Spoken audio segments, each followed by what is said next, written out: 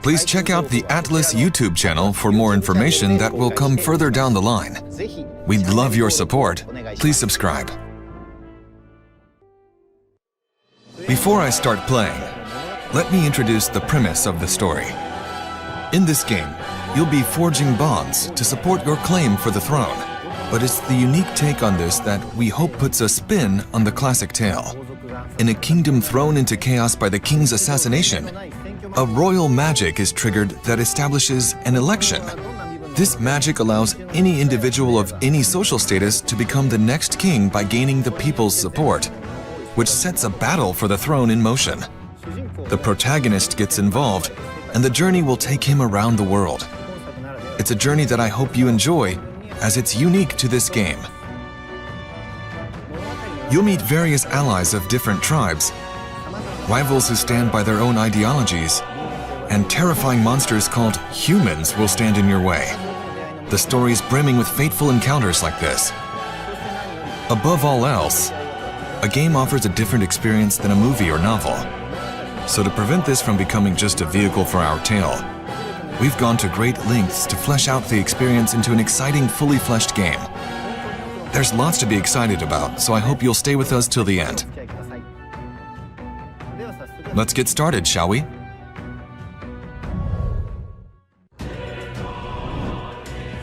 The title's logo design is based on the concept of a city's main street. It conveys our hope that players will enjoy a journey through a world full of diverse tribes. If you don't mind, let's start at the beginning.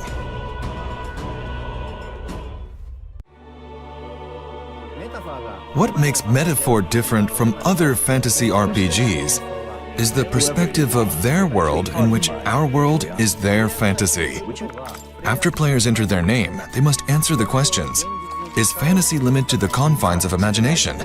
Would you call it a powerless creation? The game questions the power of fantasy, a power we all possess. I hope the game helps you arrive to your own conclusions. Our protagonist's journey and goal is to save the prince who has been cursed. This is a scene from the beginning of the game. Think we'll make it? What differentiates this from previous Atlas RPGs is that we've added a more dynamic sense of action. Let's go. The turn-based battles are still central to the combat, but we've incorporated real-time attacking and dodging elements, as well as dashing around and analyzing to keep things exciting. At the beginning of the game, the protagonist isn't strong yet, Watch out! so the difficulty of the battles is intentionally pretty high in this area.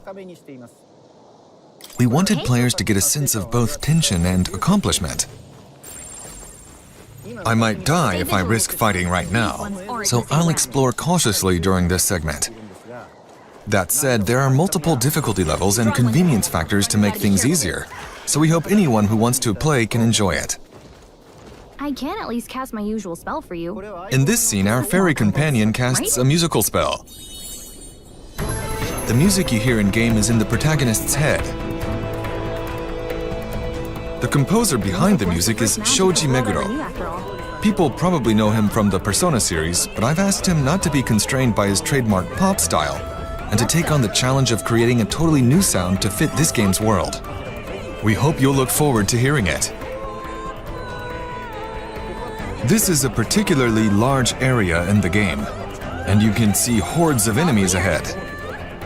One exciting aspect of this game is that you can decide which enemies to fight and how to deal with them. But I'll explain more about battles later. First, let's take a walk around a city. Hey, you found something! This is the first stop on our journey, the Royal Capital Grand Trad. The background art was designed by Koda Kazuma, a guest artist we're thrilled to work with. The dynamic architecture comes to life with a unique sense of realism in medieval painting like shaders, so I hope you enjoy taking it in. Here we are at the city entrance, and you probably noticed the massive armored vehicle. The protagonist will ride around in this to travel the world. The original designs of these vehicles were created by Ikuto Yamashita. I'll get into the journey aspect in a little bit, so let's walk around the city a bit more. Using magic, you can ride around on your sword to get from one place to another quickly. I wouldn't define this game as being open world, but we took care to flesh out even the distant backgrounds so you can feel the unique atmosphere of every location. Now we're heading toward an alley. The atmosphere changes a lot from the main street. This is where executions happen. That's not something you see very often in modern-day stories. You'll also note some people cowering in the streets, because this world has a prevalent gap between rich and poor. As for our protagonist, he's a boy from an inferior tribe, abhorred by others. Despite his social standing, he's going to participate in the royal tournament. You'll find many problems in each town you visit, and of course people will need your help. His interactions affect his popularity in the race.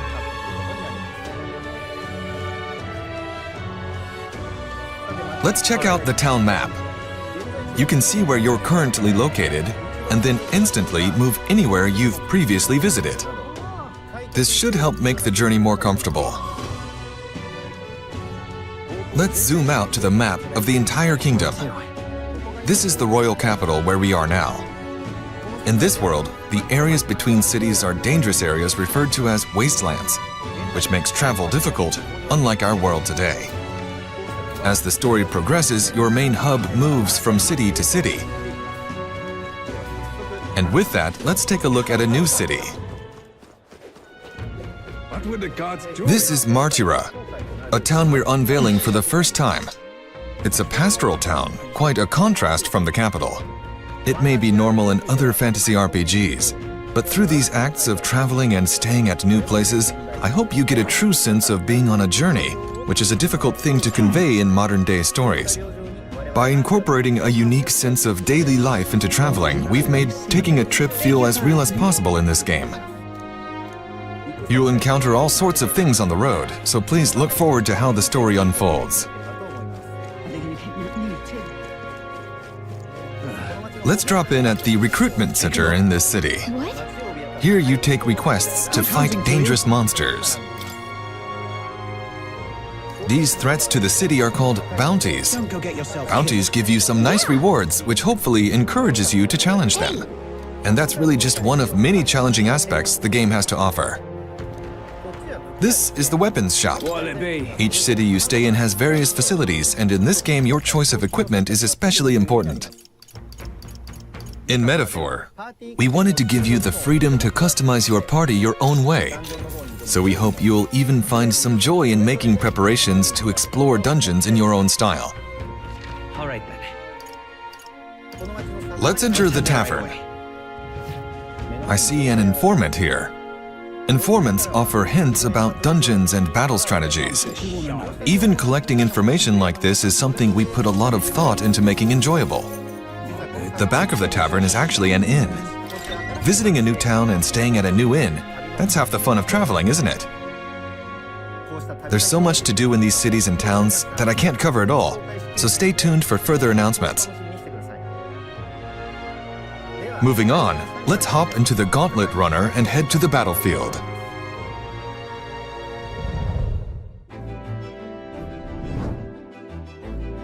The Gauntlet Runner is a vehicle that can travel safely across wastelands. A mobile base, if you will, with movement and mechanisms that allows it to run on magic. So our protagonist and many others travel in their Gauntlet Runners to gather popularity. Let's go ahead and board. This is the Gauntlet Runner's War Room. If you access the round table here, all your allies gather back from town, and a map of your journey opens. Most RPGs don't have a time limit on the adventure, but Metaphor revolves around the concept of dates and time. For people today, travel often has a fixed itinerary, such as 3 days and 2 nights. So in this game, we've captured the travel experience with predetermined lengths of activities and structure. But within that, what you do, where you go, is up to each player who can choose to do things differently. You're free to spend your time as you please. Here we have the list of quests I've accepted. You have a set time frame to complete the main story objective at each location you visit. But these side quests play an important role in the story too. Some require fighting strong enemies, while others may offer rare equipment. The order in which you take on these quests will have a great impact on how difficult the battles feel. So which challenges you take on first will play a big factor in your experience. It's your call. Now let's pick a destination and head out.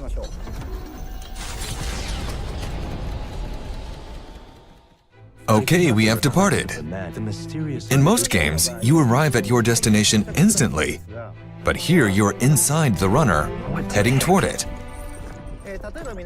Imagine, for example, living in a camper with your travel companions. Cooking, conversing, camping, and more. We want you to have a realistic traveling experience, so we designed the game to reflect that. This is the kitchen. You can cook the ingredients you've gathered with your friends to make valuable items. In the back is the common room. Looks like nobody's here right now, but your allies will often visit you to spend time with them. There is also a collection of books for you to read. Or if you'd rather not do anything, you can sleep here. As you can see, we have Japanese-style capsule-shaped beds. The Gauntlet Runner's interior is quite spacious and even has its own engine room. Here's a washing machine, and you'll find cleaning supplies too. I hope you're excited to learn more about how they play into things. You're not limited to staying inside the Gauntlet Runner. If you climb up the ladder to the deck, you can see it moving through this massive world. You can even see monsters soaring overhead. The Gauntlet Runner has so much to do as you head to your next stop that it's impossible to tell you it all here, so please stay tuned. Merely a trap to draw in. Once you've prepared in the runner or a city, you'll arrive in a dungeon. Here's an introduction to the combat system, which is critical to making progress.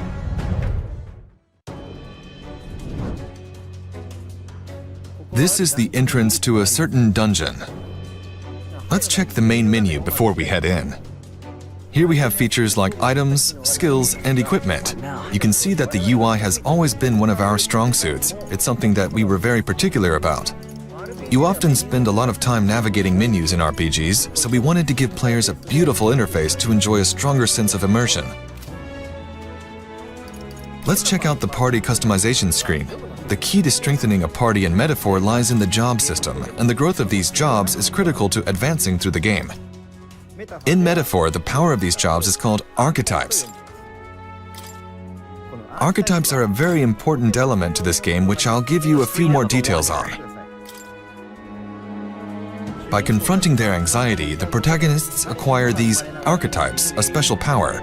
Think of them as heroic figures everyone possesses. Their powers manifest in various forms throughout the game. Examples of some archetypes that show up early in the game include the Seeker, who is an all-rounder in battle, the Mage, who strikes weaknesses with offensive magic, and the Thief, who can plunder resources. But the key point of the system here is that the character can undergo a transformation, taking on the appearance of various heroic figures and then use their skills to fight. Let's enter the dungeon and take a look at what kind of combat is possible. New skills? Once you enter the dungeon, use your fairy companion's power to analyze your surroundings. Everyone all right? This will give you a sort of ranking of nearby enemies. And by that I mean how strong they are. As you can see, many enemies are glowing blue, which indicates a lower rank, in other words, weaker enemies. One of the things we kept in mind during development was our goal to make the game as fast-paced and exhilarating as possible. I think that's all of them. You found something.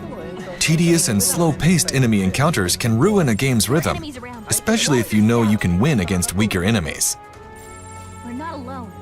Keep an eye out. Now you'll notice we have a large monster ahead.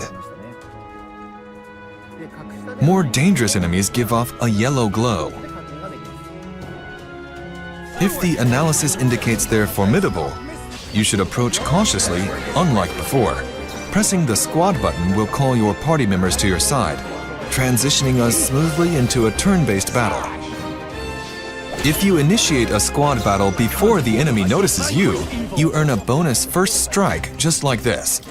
Even for battles that require a squad approach to defeat them with skills, the action portion before it is designed to provide a tactical element, with mechanics that can lead to both advantages and disadvantages.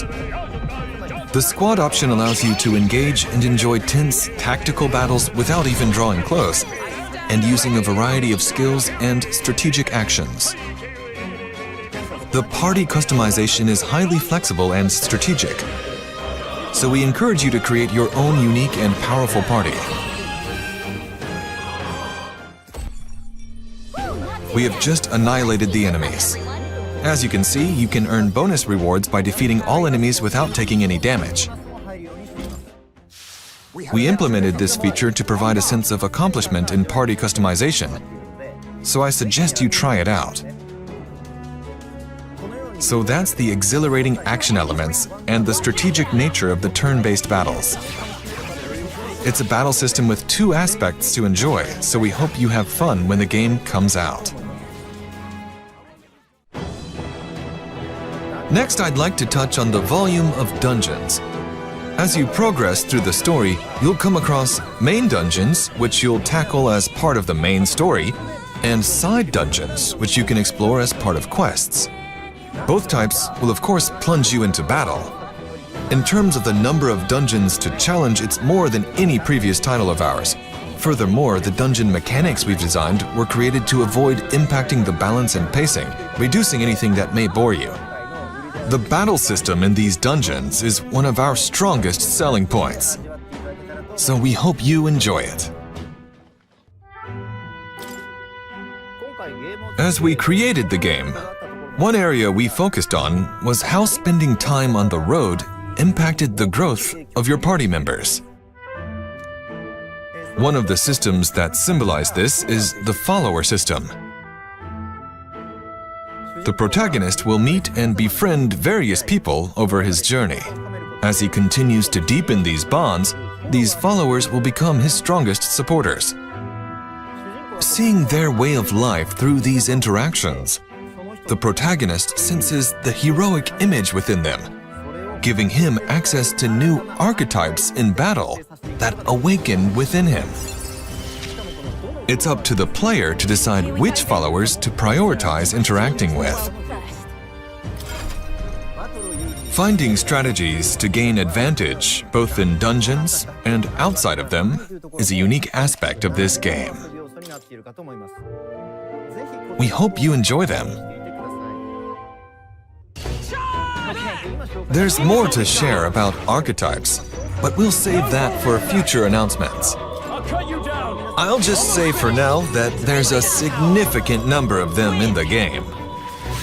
Furthermore, your other party members can also equip any type of archetype, giving you countless options in forming your party.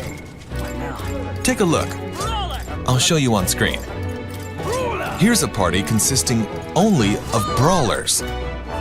Unique parties like this are fully possible, so we hope you get creative with it. Metaphor has been created with the goal of fusing the idea of a journey with interpersonal interactions, party growth, combat, and a taste of the storyline we've described today into a single game experience. So when the game releases, we hope you'll experience these aspects to the fullest. What did you think? That was only scratching the surface of the journey and the basics of the game system. There's so much more we can't wait to share. Metaphor is a massive game filled with interesting and unique elements. As for the narrative, I only touched on the beginning of the story, but the surprising twists and turns we're known for await you. I hope you're looking forward to hearing more about the story and characters that make this game truly special. In addition, Starting in June, we're hoping to give you hands-on demos in various events around the world. The entire development team is working hard to get the game ready for release, so please stay tuned. I should also mention we're opening pre-orders today, so don't miss out.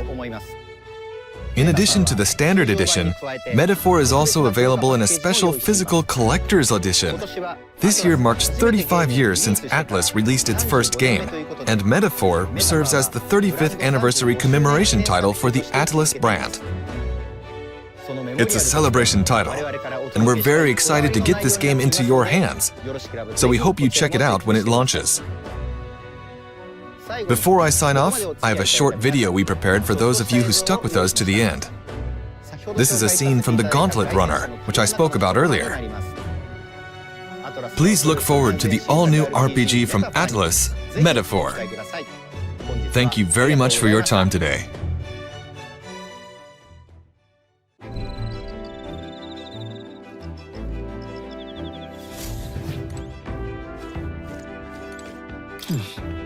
Hey there!